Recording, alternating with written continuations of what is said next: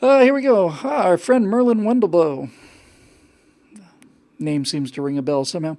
Merlin says during the campaign it was said that if Trump were to win, blacks would be re-enslaved and LGBT WTFs would be sent to concentration camps. Where are the auction blocks and how are the LGBTs enjoying their new accommodations? And why aren't the liberals eating crow for the fact that none of their dire predictions have come to pass?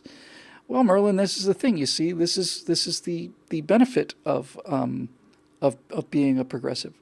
Um, the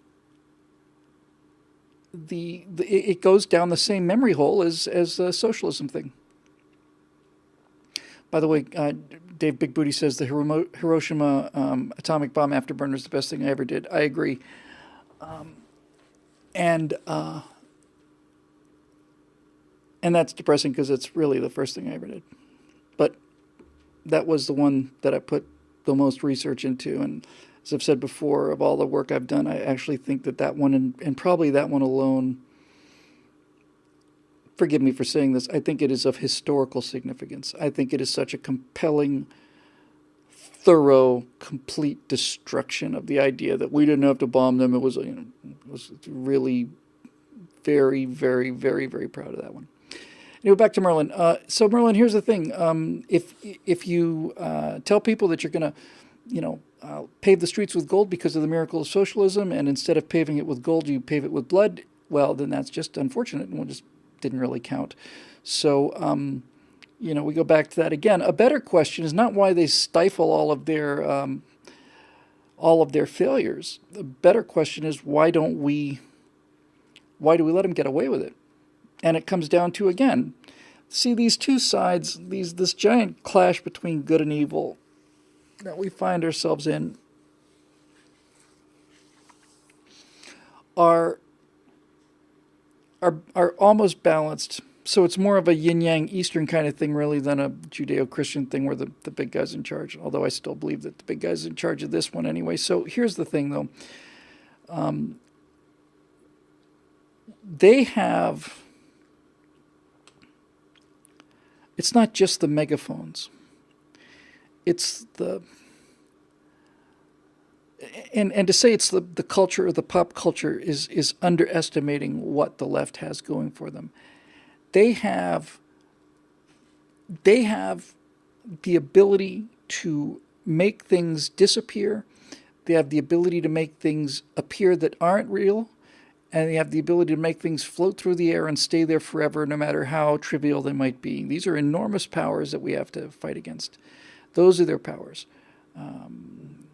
Powers to make things like the Hillary Clinton thing just go away, like it just never was a big deal. Oh, you guys are talking about Benghazi again. By the way, more evidence coming out that basically Hillary Clinton sent Chris Stevens out to Benghazi in order to recover some Stinger missiles that she and Obama had given to, it was either Al-Qaeda or ISIS. I guess it was Al-Qaeda. And they decided, oops, maybe we should get these Stinger missiles back before they shoot down a passenger jet with it. And so they sent him out there to get these things back, basically, and all of the lies they told afterwards. But one of the things I heard was that basically, and this doesn't surprise me in the least, that as this thing was going down, I mean, I started writing about this and doing videos about this pretty much right after it happened.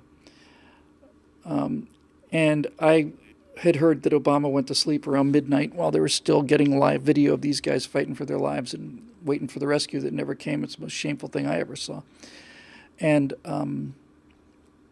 then I find out that according to some sources, that basically Obama said at midnight or somewhere,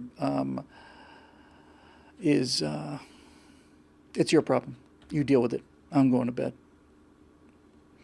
Well, good night, Mr. President. Anyway.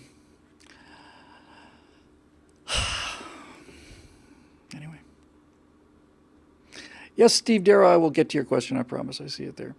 So, this is the thing. In order for them to stay in the game, they have to be able to control virtually all of the information. In order for us to be able to stay in the game,